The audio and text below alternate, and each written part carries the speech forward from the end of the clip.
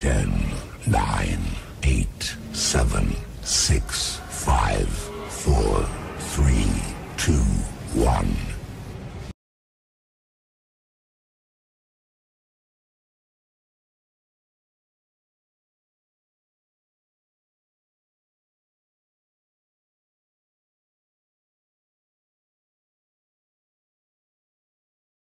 Sebastian K approaches the line.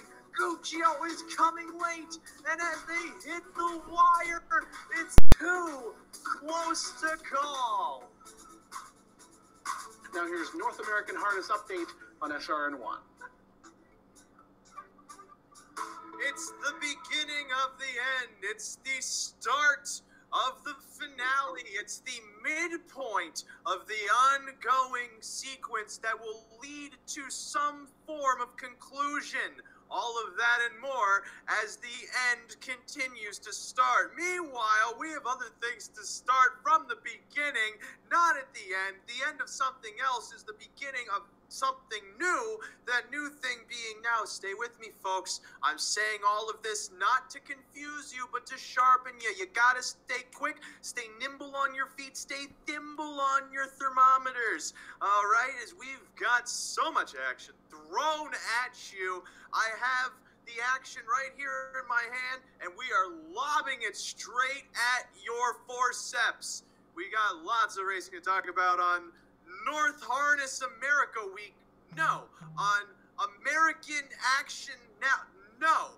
North American Harness Land. That's close enough. We got so much to cover. Ray Catolo here with Mike Bribosi, Rod Allums Jr. joining us from a remote location in Casablanca, New Mexico, as we have races to talk about from the Meadowlands, from London, from Mohawk, from Yonkers, from Rosecroft, from Saudi Arabia, from Morocco, from Paraguay, from Uruguay. How many Guays are there? We'll find out later in the show. But for now, we've got to get going on the Choo Choo Express into the NAHU Pick4 at the Raceway Western Fair District. It starts with race 7. Race 6 is going official. So all aboard the Choo Choo Express as we go into our analysis of the NAHU Pick4. As I said, starts with race number 7, the NAHU Pick4.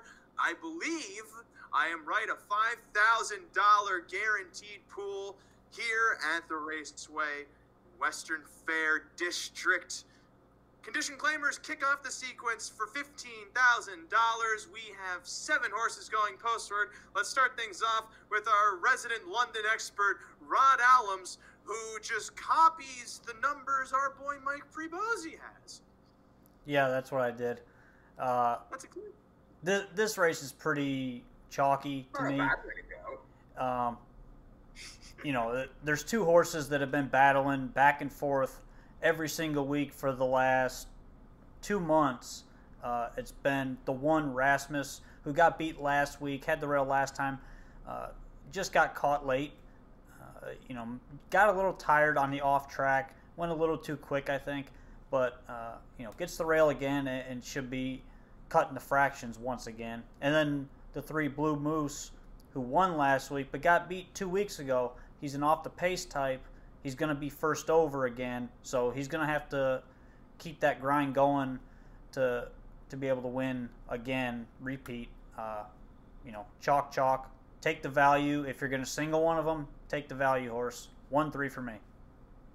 Now, Mike, it sounds to me like Rod was trying very hard to capture the essence of you just because of how much of a better handicapper you are than him. But did he hit all those bullet points about those 2 horses? I feel like he might have missed something. Yeah, I mean, I just think that, like Rod said, I mean, these 2 horses have been 1-2 for the last, 6 races at least on the page. I mean, and they don't put anything in here that really looks like a threat. I mean, maybe the 6 just because it's Shepherd, but I just don't see how this horse is going to get into the race. You know, my thought is unless the 1 and 3 hook wheels, one of them is going to win the race. So 1-3. I agree with the 1 and the 3, but for sake of I want this to pay more than $8, I throw on the 2, Sly Baron, who was in against this group last time.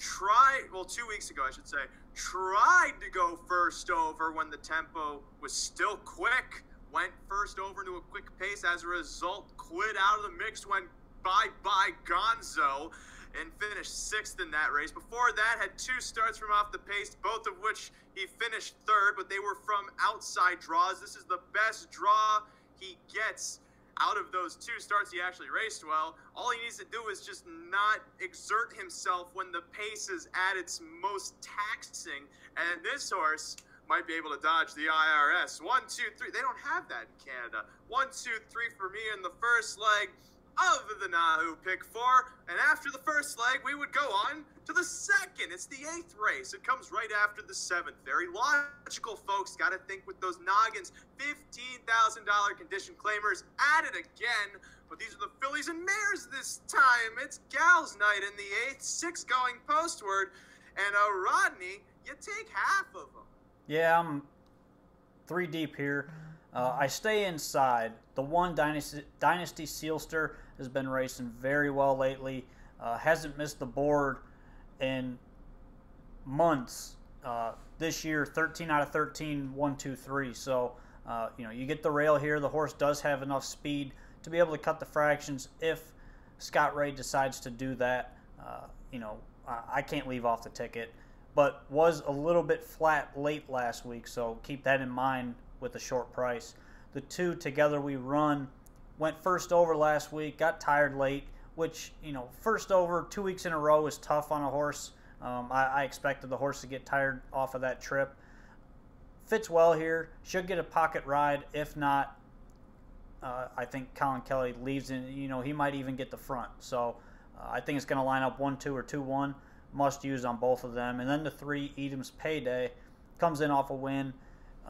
Beat these last time on the front at big odds. Knocked me out of the Pick 4. I think, Mike, you ended up having this horse, right? No. You didn't have this horse. Okay, I thought you did. Nice. It was another Garrett Rooney horse in the Pick 4 then. But anyway, this horse last week. This horse raced 2. Okay, it was the other Garrett Rooney price horse that night. Yeah, I did have the other one. But anyways, this horse comes in off a win at 36-1 last time. Was 3rd to start prior to that after getting shuffled. I liked the form last week on the front end. This horse usually likes a trip, but got sent last week and it paid off. So, I think a good trip is in order once again. And with the current form, the horse is a must play for me. So I'm 1, 2, 3.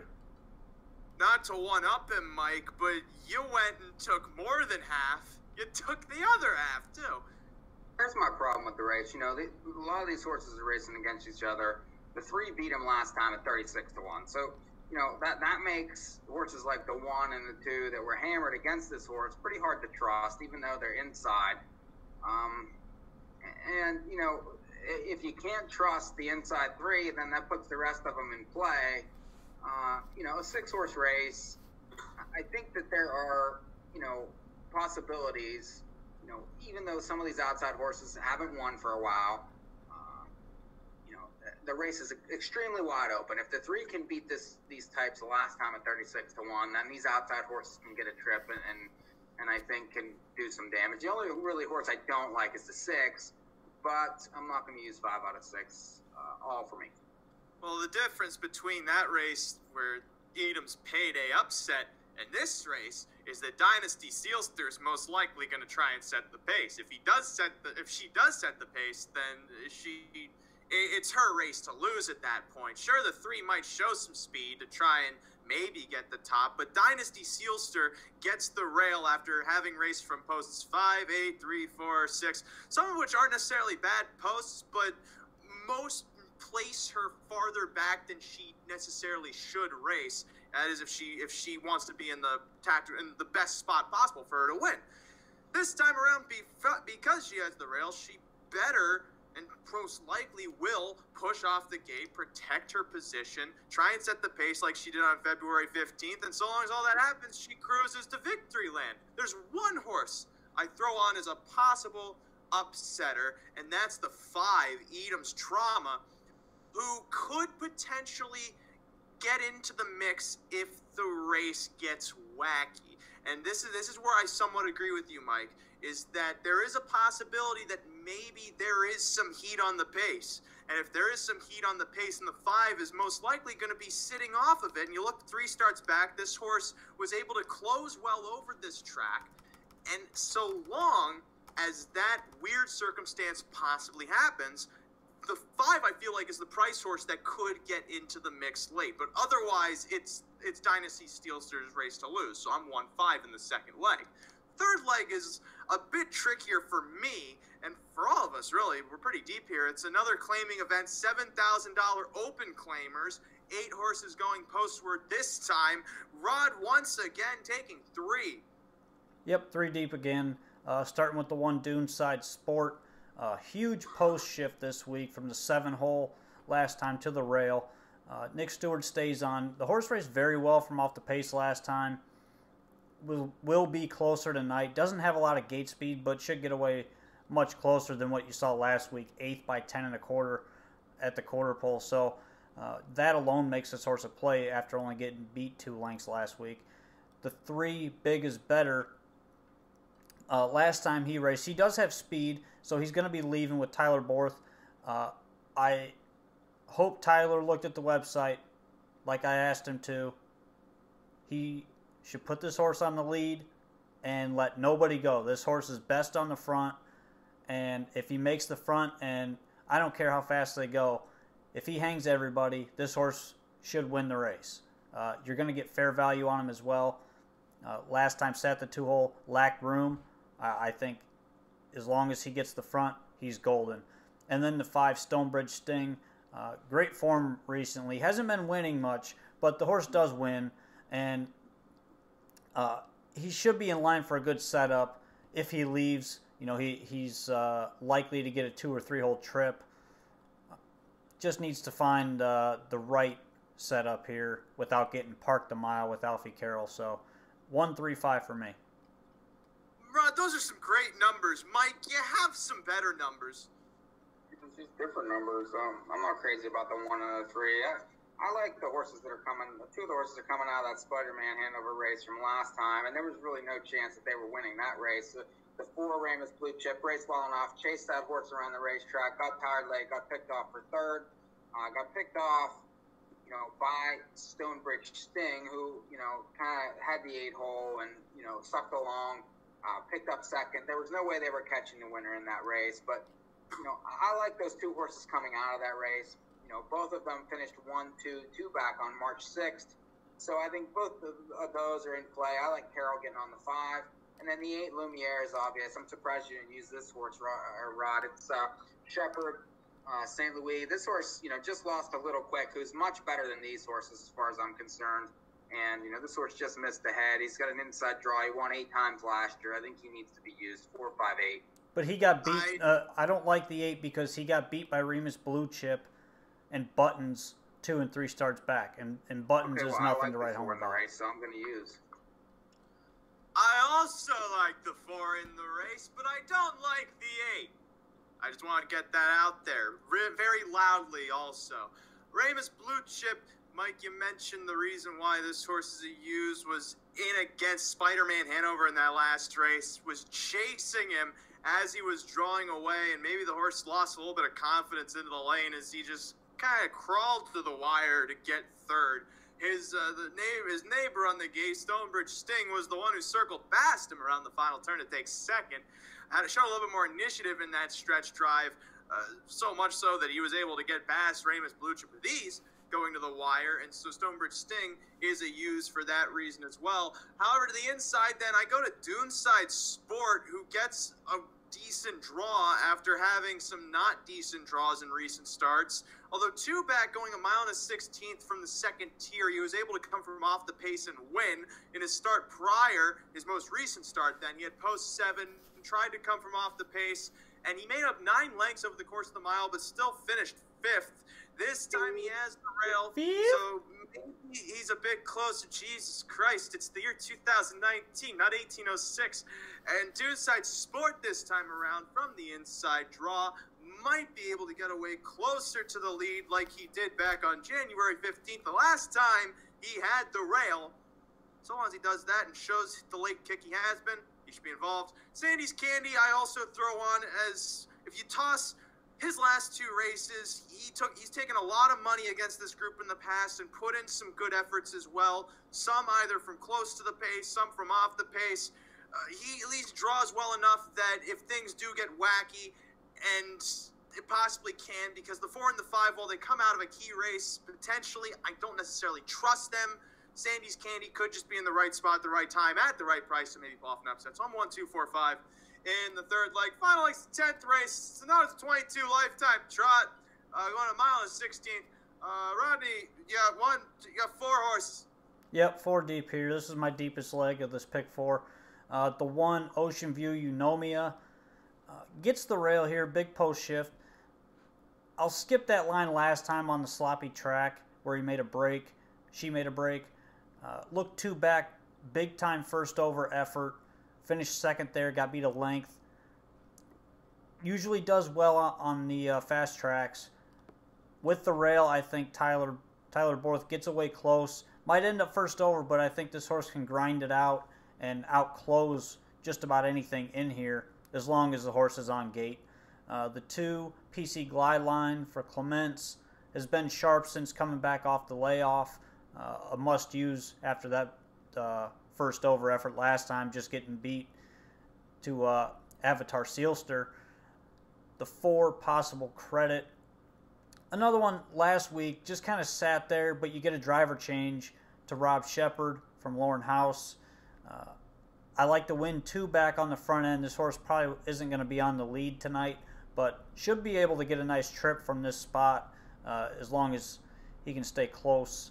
The horse definitely plays. And then the 8, Avatar Sealster, who I just mentioned, raced very well on the lead last time with the win. Has been close just about every single start, and it's hard to knock the horse right now. 7 lifetime starts, it's hit the board 7 times, so I can't say anything bad about the horse, and the horse is a play from the inside post. 1, 2, 4, 8. Mike, you use 3.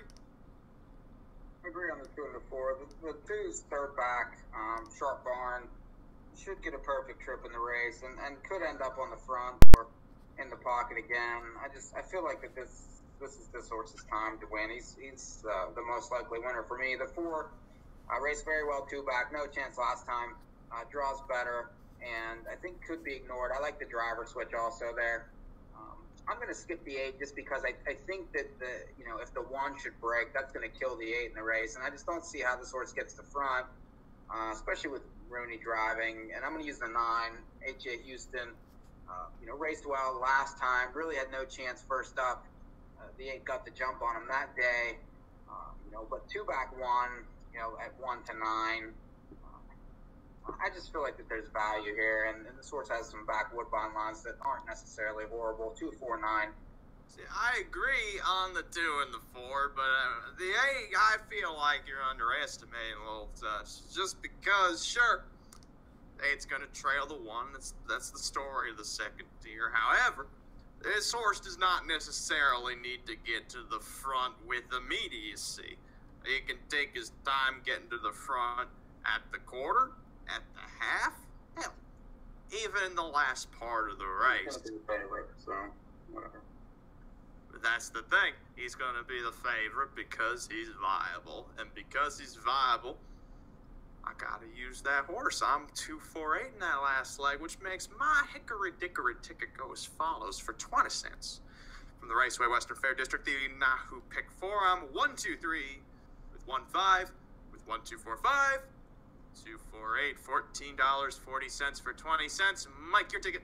1, 3 all with 4, 5, 8 with 2, 4, 9. It's 21.60, and I punch. Rod, do you punch? Yes, 1, 3 with 1, 2, 3 with 135 with 1248 is 1440. Bang bang. With that, there's 40 seconds to go. These tickets are posted on our Twitter page at NA Harness Update and on our Facebook page, North American Harness Update. Now there's 30 seconds to go, meaning 10 seconds has passed between my promoing our social media pages and the race coming to post. Now there's 20 seconds remaining, meaning there's 10 seconds between my explaining the promo of our social media posts and the first instance where I was counting down the field coming to the gate. Now there's 10 seconds. Yeah, stop doing that. Post. Well, the 10 seconds to post means it's been 30 seconds between my denoting of our social media pages as well as the field going to the gate here at Western Fair District. Field of 7 lining up. It's post time now. Bet the 1, 2 to 1. I'm trying this thing where every time it says it's post time, I'm gonna make a new noise to signal it's post time, and then hopefully Just say bang bang.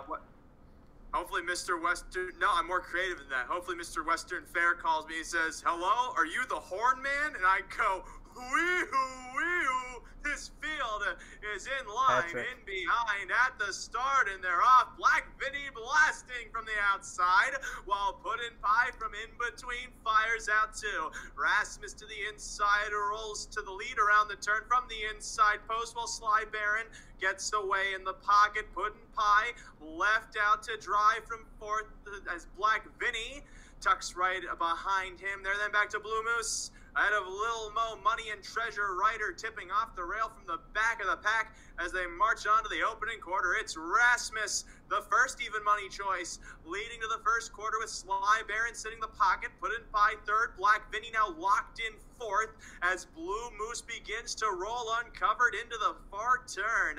Treasure Rider's on that cover, second over. Third up comes Lil Mo Money as Black Vinny's shuffled to the rear of the field and moving to the half-mile mark. Rasmus ahead here of Sly Baron by a length and a quarter. Outside Blue Moose ranges closer, now within 2 lengths of the lead, while Treasure Rider's in tow second up. Puddin' Pie to the inside's locked in as Lil Mo Money's third over in this flow. Black Vinny still the trailer, 59-4 for the half off a 29-1 opening quarter. Rasmus to the backside leads Blue Moose a length. Sly Baron, though, sitting right off of these duelers, while Puddin' Pie needs room to the inside of Treasure Rider gapping. Again, that's back 2 to Lil Mo Money wide of Black Vinny, while Blue Moose head up on Rasmus dropping back. Sly Baron off the rail, trying to take second, while Blue Moose attempts to gain separation into the final turn. He leads by 2. Rasmus ahead then of Sly Baron, while Black Vinny now has room to pace wide of all but deep in the lane. It's Blue Moose kicking away here to a 2-length lead. Rasmus desperately trying to hold second, while Sly Baron to the outside gains ground and Puddin' Pie at the rail. It's over, though, with Blue Moose ahead of Sly Baron by 2 on the line. Rasmus held off Puddin' Pie for third in 1:58-3. All right, you got one even money favorite because the other even money favorite went Gonzo as Blue Moose. Rasmus was not as good tonight. Not even close. You could see he was in trouble early. I was really hoping Sly Baron would have shown more. He raced well second. Yeah. 17-1, that's a decent exacta. No, the 4 actually didn't race bad either. 4 was put into the right spot, certainly. Because the horse's name is Puddin' Pie, so you got to put it in the right spot. Bam, bam, ba-da-ba-da-ba, bam, bam, ba-da-ba-da-ba. Don't make that. That's not. I don't need that noise in my pants. We got more to talk about tonight. As we're all moving on in the Pick4 at London, and I do mean we all, except some of the people who singled Rasmus. This point in the show is where we will give our eulogy to your tickets. Sucks to suck. Anyway, we're moving on. Let's talk briefly about this next upcoming Pick4 sequence. Race 7 at the Meadowlands is coming up in 10 minutes. However, race 8 starts their $50,000 guaranteed Pick4 note. Get pens and papers out. I want to see ink scribbled onto the page. The end of the Pick 4 at the Meadowlands, starting in race 10, is the second leg, the Can-Am. Just want to make that out there because we're going to get to the Can-Am right after we talk about this sequence briefly. One thing of note, Mike, we were talking about this earlier before the show started. You were asking if there was any bias at the Meadowlands. I say no. I just want to get that out there. You always say no. We've seen a couple horses win from off the pace, but then recently Bizet, who went off the favorite, he held off Lucky Sheila in the lane to win, and that was a race that if anyone came from off the pace, that would signal a bias. But that race was not built to collapse, if that makes sense. If it collapsed, that means there was probably a bias. Archibald won as the favorite in the last race. Well, I didn't like the horse. The horse at least made sense as the favorite. And now we're rolling on through the card, knowing that horses that at least have some kind of merit to win are winning. And that's a good thing in my book. Well, usually if the best horses are winning, there's typically no bias. That's basically what you're trying to say. Yeah. Yeah. And so that's all you have to say. Well, the thing, though, is that if I said it in that few of words, then I wouldn't get to talk as long. Okay. Let's talk about this Pick4 sequence. We got 4 races to talk about. Races 8 through 11. That exact was almost $40, by the way. $38.80. Nice. Oh, and what? That's huge. Even money over 17. Wait, for $2? Yeah, that's a big exacta. That's almost 17 to 1. That is. That's 18 to 1. You got 18 to 1 for 17 to 1 to get second if you put them underneath even money. So many. What's it called? Everything was a little inflated because I think there was a little too much money on the exacta box 1-3 there. Big. Belch. Okay, so what we're gonna do here is I'm gonna talk about my ticket for this Pick4 at the Meadowlands. We all start off in race 8. My ticket goes as follows. I'm 1, 2, 3, 8 with 1, 4, 9 with 7, 8, 10 with 1. It's an $18 play for 50 cents. The first leg, pretty wide open race, just because Diogi, who usually races well at these middle levels, is making his 4th start of the season, and he's coming in off of some okay efforts, as taking a lot of money as the favorite. This time around, he gets an inside draw. So long as he's put into the mix, he definitely should capitalize. But then Attaboy Hanover to the inside's also been racing well at this level. Chromio hasn't raced in almost a month, but Smetshammer jumps off and Callahan jumps on in an interesting move. So maybe that's a sign of confidence. Phil Donut, though, for me, is the interesting one shipping in from Dover, who's raced against similar in the past. Ultimately, I feel that you can spread out early and then narrow in late, because then the second leg is a bit wide open too, but Shady McCoy is dropping back down to a company where he usually races fairly well. He's been a bit over his head in that $12,000 and $15,000 ranks over the last couple of months, but this time around, so long as he shows some kind of speed from that outside post, and also note Andy McCarthy hops on because Abatello's off all his drives tonight. So long as this horse shows some kind of speed and is put close early, he at least has enough late kick to go by horses late if he's closer. He's not a kind of trotter that kicks home in 27 and change usually. He's usually one that comes home in like 28. He comes home moderately, but in order for that to pay off, he needs to sit somewhat close to the pace. Along with him, though, I do use the 4 Dawson Springs, who could just be in the right spot at the right time. It's Swan Credited, who tends to show speed from inside draws. Then obvious ones for me in the third leg. You Should Be Here likes to show speed, could sit pocket in a hot pace. Do Your Job could also be stalking a hot pace. I'm surprised neither of you use Well Said Maria. Sure, she might break from that outside spot trying to leave, but that race she put in last week over the slop was good enough for me to take her again, with even the possibility of her galloping. But then the decisive single of this entire sequence for me is This Guy Is on Fire, who has more class than most of the horses in this field. Sure, Lauderdale's here, but Lauderdale hasn't raced since last year. He's making a seasonal debut off a qualifier that is hard to really tell whether he's good or not coming into this race. This guy's on fire, though, is second to Rubber Duck, who's racing in the preferred tonight and usually sits off of the pace, but seems to be getting better with each start since he made that break on February 22nd. And for me, he's a single, especially with the post relief. So again, my ticket's 1238 with 149 with 7810 with 1. That's $18.50. Mike, you have a $48 play. Yeah, I like the sequence too. I think it's going to pay decent. The first race, I'm surprised you didn't like the one Attaboy Hanover, who was 3-1 against similar types last time, ran into your aforementioned Rubber Duck, and just, got stuck outside on a tough trip. Prior to that race against Fashion Creditor off the layoff, his third back now, draws inside, I think, is a use. Chromeo was always a use for me just because of his talent. And, he basically was driven, very conservatively on February 8th and nearly won in a better spot, tougher spot than this. I think now's the moment he's used.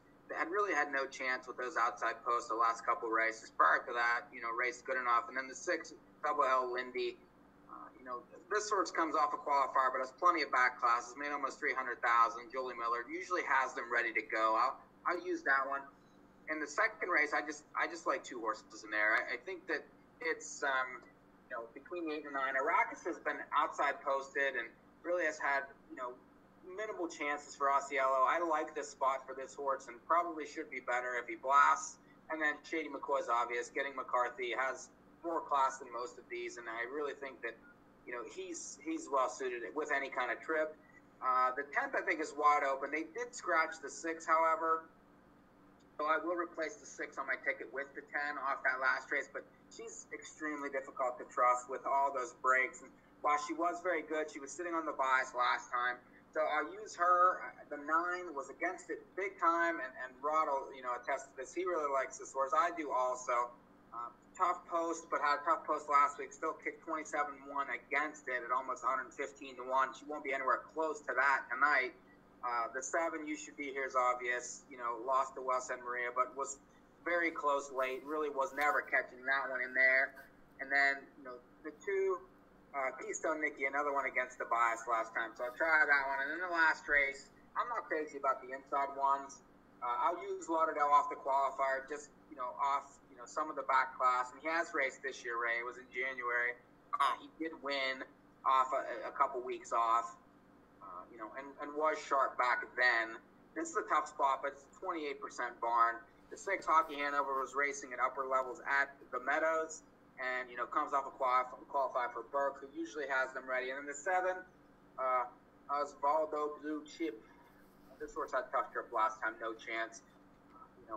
Did win 72,000 last year and should be closing. So my ticket is 1356 with 89, with 27, 910, with 567. It's 48. And remember, we hit last week for 1,000. Mike did hit it last week for 1,000. What was remarkable about that is no horse paid over $10 in that sequence either. So maybe we'll see a similar payoff tonight because it is as wide open. Rod, for once, you have the most expensive ticket. You have a $60 play. Yeah, there was a couple races I was a little hesitant about just because of the conditions last week. But to start the sequence, I'm 3 deep. Starting the 2, Diogi, I think is pretty obvious. The only drawback there is that Svanstedt jumps back on the drive over Dexter Dunn. But my key horse in the race, the 5, Now's the Moment. Yannick stays on. This horse closed from off the pace last week. Couldn't really make up any ground. Nothing was making up ground last week, which I'll get to here in a couple races. But, this horse fits well here. Should be closer than he was last week, if not on the lead with Yannick. So a must play there. And then President Zet, who's been in great form, jumps up in class, but is a must play for me if he can get the right trip. Second leg, I'm 4 deep. I'm 1, 6, 7, and 9 here. Swan Credit is my top play with the rail. Comes in off a win in the same class last week. Gets a better draw. He's going to be leaving again. Probably cutting the fractions. You're going to get great value here. I see no reason why this horse can't repeat off of what he did last time against very similar company. So, there's not really much in here that stands out by any means, and he's in good form right now. But touch on the other ones. Hammer Creek has been right there every single week. Against non-winners of 2s and 3s, this is a jump up in class, but, I think he fits well here. And then Miami is a front-end horse who did not even try to leave last week and was just no good. Horse is a one-way animal. And then Shady McCoy, I think, is pretty obvious, even with the outside post, a must-play. The third leg, I'm 5 deep. This is my deepest leg. I'm 4, 5, 7, 8, and 9. My key horse in here, Mike mentioned earlier, the 9, She Wears the Pants. Came from dead last week at the half, was flying home late, the fastest last quarter of the night after the rainstorm hit. This horse made up the second most ground of any horse the entire night after the rain. And we mentioned live on the air last week this horse was a bet back.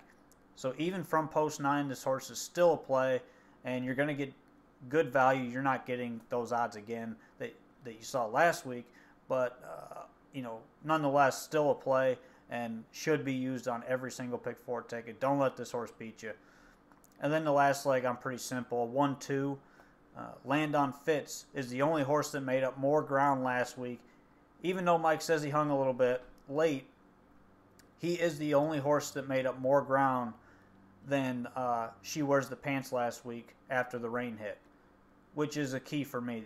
That's a big factor. Horses that made up ground on a night where nothing could close at all. There was no ground being made up on the leaders. So, that's the key horse there.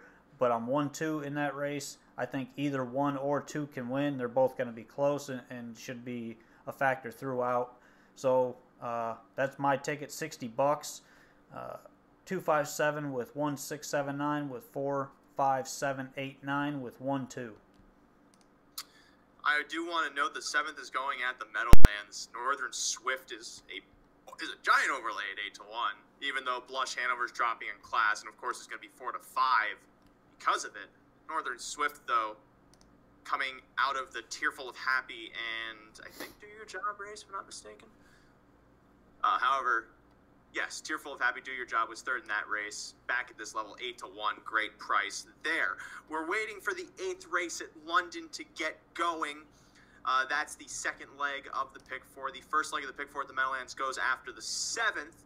Horses now on the track for the 2nd leg of this Pick4. I'm live to the 1-5. Mike has all of them. Rod has the 1, 2, and 3. Favorite at 6-5 is the 1, Dynasty Sealster. Second choice then at 5-2. The 2 Together We Run. Third choice at 4-1. The 3, Edam's Payday. They're just betting them by post position order by the looks of it. Going into this race from here, once this race goes, we'll go into our analysis for the Can-Am Pick4, which we want to remind you launches tonight.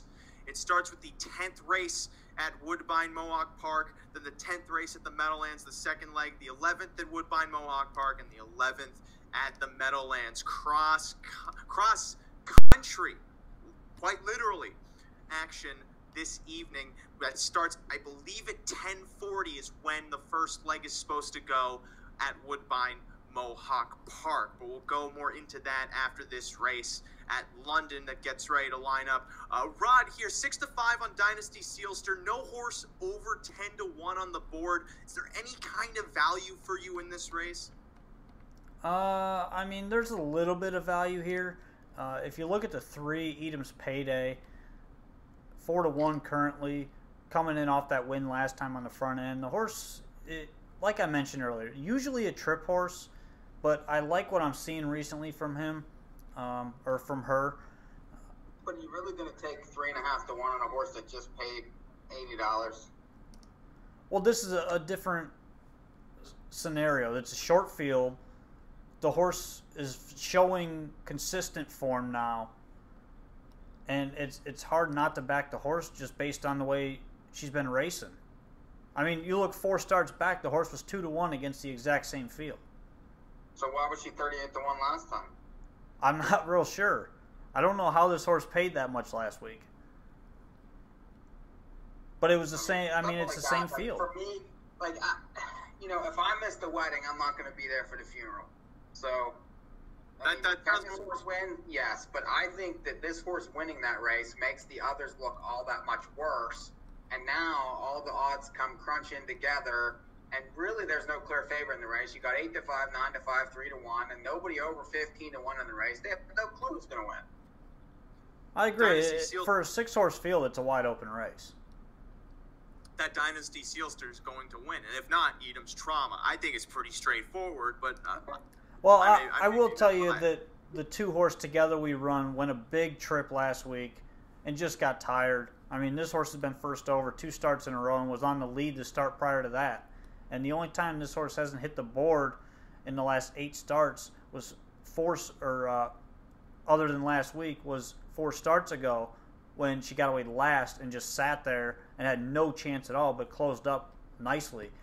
If this horse gets the 2-hole trip, I think this could be the horse that wins the race. I think everybody's looking for a 2-hole trip in this race, and I think that that's what's going to create chaos. Maybe this horse makes the lead. 5 seconds to go until the favorite wins this race. Yeah. As they're getting ready to line up. Maybe. When someone hits the alt button, the favorite has to win. That's just the law usually. Of this race. You hear that? It's the post-time dino. It's a dinosaur that makes that noise. As the field for this 8th race from London is lining up. 8-5 favorite, the 1 Dynasty Steelster. 2-1 second choice, the 2 Together We Run. Third choice at 5-2, the 3 Edam's Payday. We've got a sextet in line, in behind, swinging into the stretch for the 8th from London.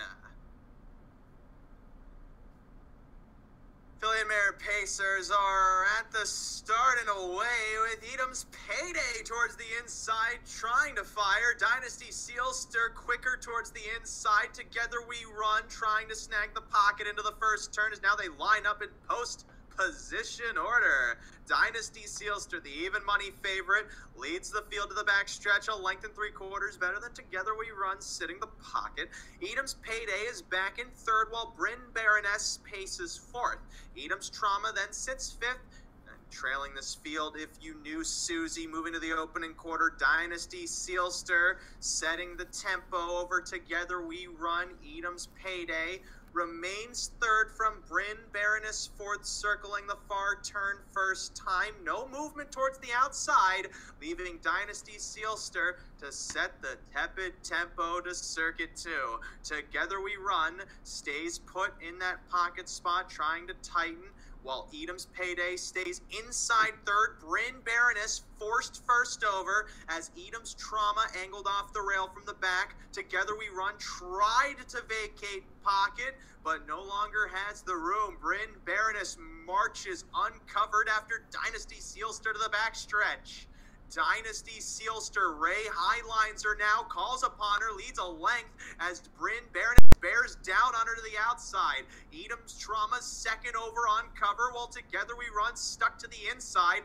Third over then, If You Knew Susie, and Edam's Payday shuffled to last. Dynasty Sealster a neck better than Bryn Baroness to 3/4, while Together We Run still locked in the pocket. Edam's Trauma trying to gain ground on cover, gapping a touch to the top of the lane. Dynasty Sealster turns away Bryn Baroness now, but the stretch drive looms. Dynasty Sealster a half length better than Bryn Baroness, bearing down. Inside Together We Run. Edam's Trauma trying to kick off cover, but Dynasty Sealster holds her at bay. Bryn Baroness in second then from Edam's Trauma, and Together We Run.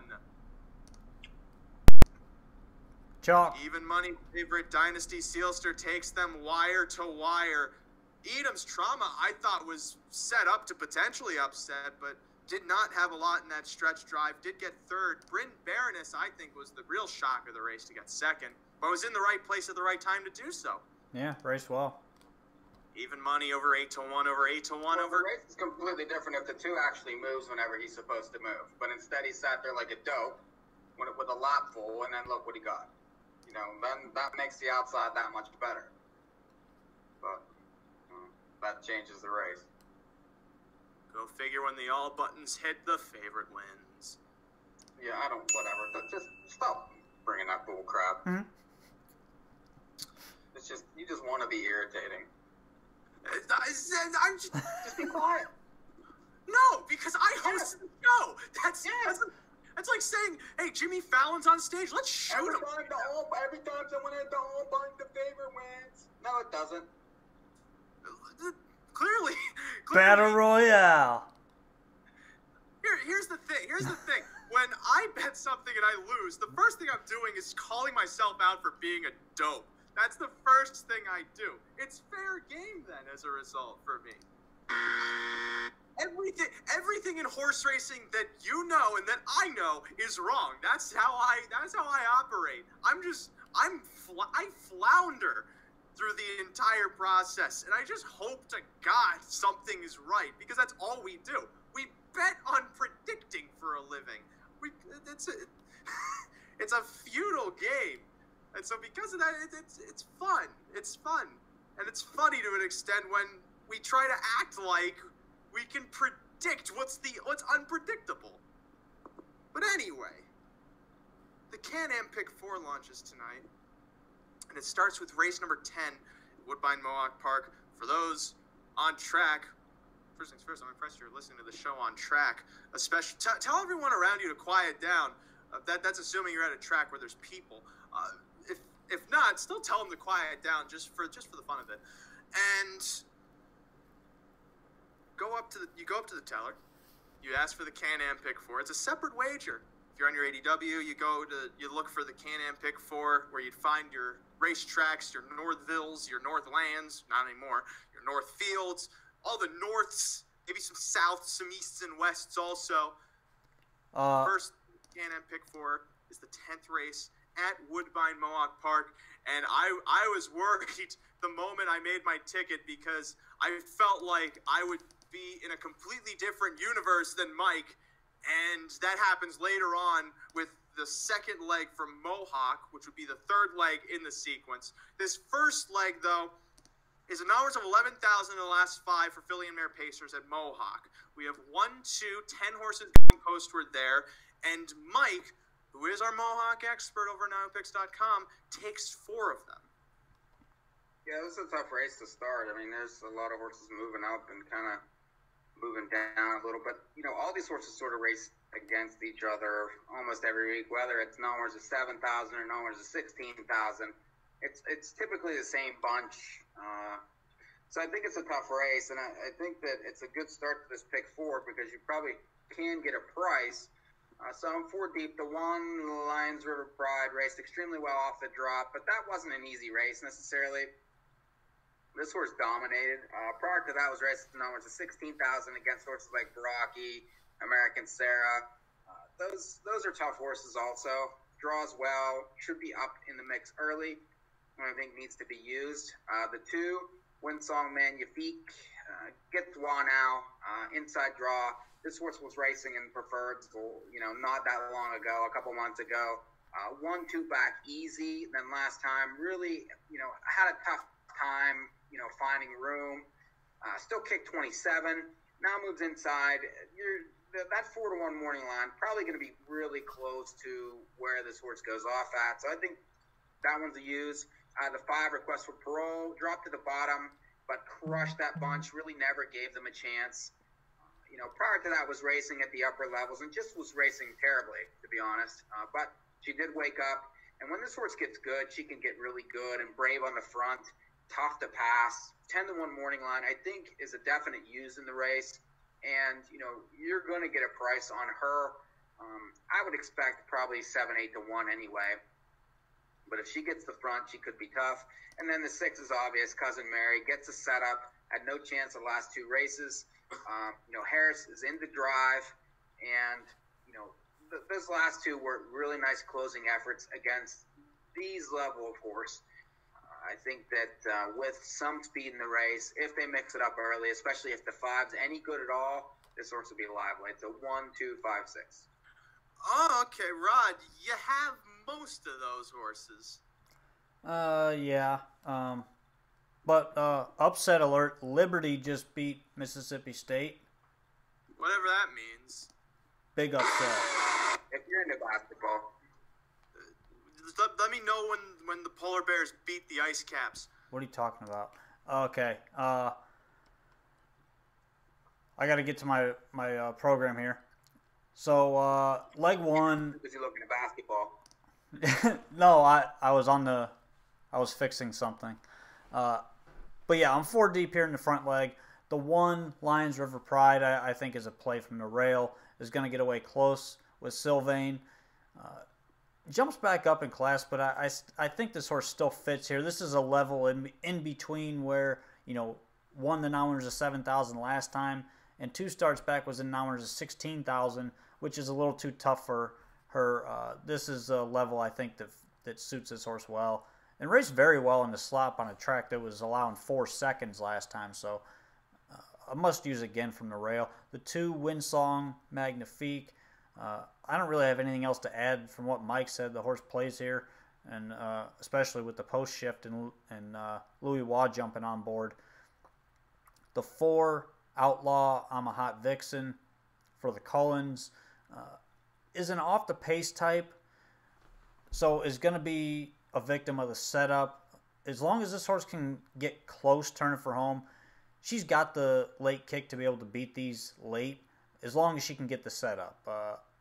Closes consistently in 55 and change or 56 last halves. This is a level that I think this horse excels at when the setup is right. Just hasn't been close enough in her previous starts at this level to be able to win. That start 3 back was not as good because she was a little too close. That's not really her type of trip. She's an off-the-pace type. And then the 8, I Wish You Well. This was Christopherou's choice in the race. I think the horse plays. The post is the only concern here. But 3rd back off of the long layoff, we should see this horse's best, coming off a very good effort last time in a big last half. So as long as Christopherou gets in play with this horse, I think she's got a shot to beat these as well with some decent value. 1, 2, 4, 8. I start with Windsong Magnifique, a horse who potentially could be sitting closer to the pace than usual. Hi there. Could be closer to the pace than usual. Last out at this level from post 8. Got away 3rd, sat the rail most of the way, kicked home to finish 4th by half a length. Beaten by that half length, but did kick home quick enough to at least warrant some kind of notoriety from me. Because I had a hard time trying to find horses in this race that could be close to the front that aren't Lions River Pride. Just because Lions River Pride's also making a jump back up in class. The 4's going to get the front for sure. Oh, I do use the 4 Outlaw, I'm a Hot Vixen. Wait, you said the 4? No, the 5. The 5's going to get the front. Oh, it's hard to see that from. Well, you just have to know the horse. That's all. Well, looking back to her line on February 8th, she's in the same spot that she was there, but the difference is that she didn't show speed. But maybe she does. Kiwi Focus tends to show a lot of speed and sit close to the front. Tried going first over last out. Didn't do so well doing that, and then finishing 5th as a result. So long as he just sits, Jesus Christ, so long as he just sits close to the pace like he usually does, he can potentially just pop pocket and maybe win. Outlaw, I'm a Hot Vixen, then also tends to either sit close or far behind. There's really no in between, but 2 starts back at the level below this one at odds of 6-1, coming with 27-2. Followed that with another off the pace effort, but she finished 6th there at odds of 33-1 at this level, but was closing into what was already a slow pace up front. This time around, maybe sits closer, maybe not, but she can kick home well enough that I feel she's worth using and could maybe sit a bit closer because of the inside draw. So I'm 2, 3, 4 in that first leg. The second leg is the 10th race at the Meadowlands. That now is a $5,000 filly and mare pace we talked about earlier on. Starting off with you, Rod. Let's start with you, Rod, because you're 5 deep. Yeah, I'm 5 deep. I thought this race was wide open. We talked about this one a little bit earlier, quickly, but going back to it, starting with the one. No, I'm not 5. Wait, sorry, I looked at the wrong one. I am 5 deep. I've got 3 Pick4's sitting in front of me. Which one's which? The 4, Tearful of Happy, comes in off a win last time. First start for Zurich. Raced very, very well there. That was a big mile this horse went last week. Pat Barry jumps on this week. Doesn't really deter me because Pat Barry is very aggressive. So I think he's going to get right to the lead again and might end up with a 2-hole trip. Should race just as well tonight. The 5, Shut the Front Door, gets Marcus Miller to drive. I think that's the key here. This horse could sit off the pace and pounce off cover late. As long as she can get some cover, I think she's a solid play with decent value. The 7, You Should Be Here. Sorry, my computer froze. You Should Be Here. Has been leaving the last 2 starts. Draws a little bit further outside this week, but gets Dexter Dunn to drive. I don't know what Dexter's going to do here. He might just sit and follow cover. I don't really see him leaving from this spot. It's a little too far out with some other early speed inside. So as long as she can get close enough to turn for him, she's got a good late kick if she can stay covered up to the top of the stretch. The 8, Do Your Job. Another one, kind of a trip horse, but, definitely plays. You look from off the layoff. Huh? Keep going. Off the layoff, this horse was first over 2 starts in a row. Last week, sat the pocket. Raced well. Just got beat by a horse on the lead, which, like we mentioned earlier, you couldn't make up any ground last week from anywhere on the racetrack. So the horse raced well. I think with Corey Callahan, he's going to be aggressive again. And this horse should be close throughout the whole race and definitely plays. And then the 9, She Wears the Pants. I spoke quite a bit about this one earlier. This is the best long shot play of the night. I don't know what kind of odds you're going to get, but you're not going to get the 114 to 1 you got last time. The horse made up a ton of ground compared to anybody else on the card last week. So, that alone makes this horse a play with the 27-1 kicker last time. Must play for me and is the best value of the night. So I'm 4, 5, 7, 8, 9. Mike, you're simple like me. Well, Rod, we all just used the same numbers we did from our Meadowlands Pick4. Yeah. I'm 7, 8, 10. Mike, you're 2, 6, 7, 9. Unless you have any. 6 is out, so I'm going to replace the 6 with a 10. Yes, 2, 7, 9, 10 then for Mike in that leg. So we're going to continue on with this. Actually, we can run through this quickly. Wait, was that the line? The 8 that the Meadowlands is about to go, the 1 17 to 1 in this race, and should not be anywhere close to that. Yeah, that is a bit long. I did bet the horse a little bit here. What do you guys think of the 7 here? No. That's a no for me. Sure, this horse beat Bizet, but Bizet is not a non-winners of 12,000 type trotter, and not only that, this horse is he's one-dimensional. Even if he gets the lead, he's going to be out-sprinted by somebody in here. That's the problem. He's a grinder. Attaboy Hanover, so long as he doesn't use himself up by the first half, can kick by him. Diogi, if he's his regular self, will blow by them all. Chromio, if he's even half decent, can blow by him. I bet Phil Donut here at 16 to 1 shipping in from Dover. I do like this horse. He's coming off a live effort and is being ignored just because they're betting now's the moment. I think because Gingras, is Gingras even driving that horse?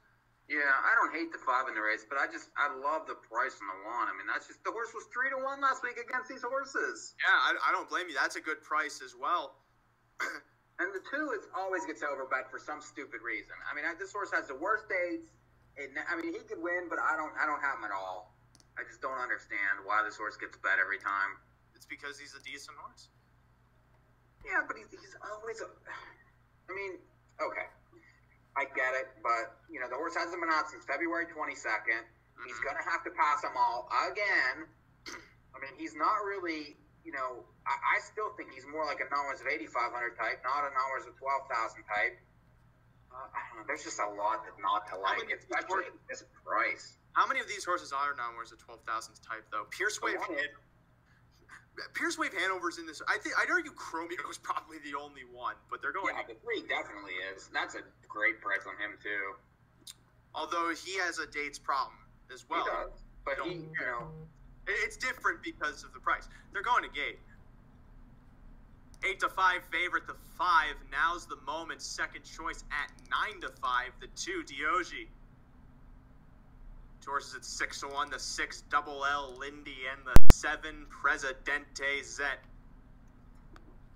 Field of 9 for the 8th.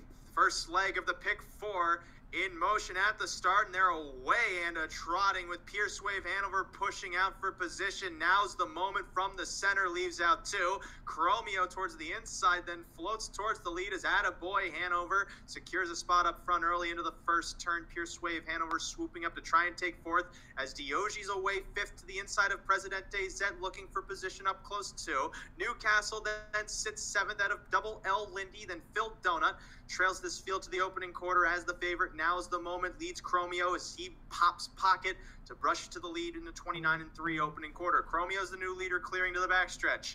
Attaboy Hanover sits up close in 3rd, 2.5 lengths off the top, back to Pierce Wave Hanover in 4th.